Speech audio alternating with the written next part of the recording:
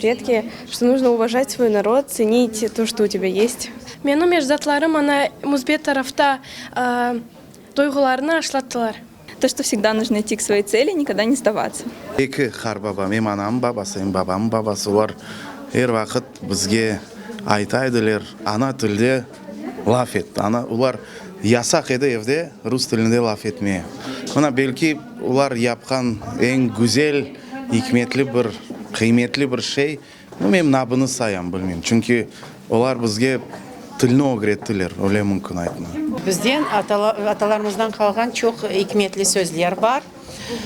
Misal, bala evinin gülü, balalı ev bazar, balasız ev mezar.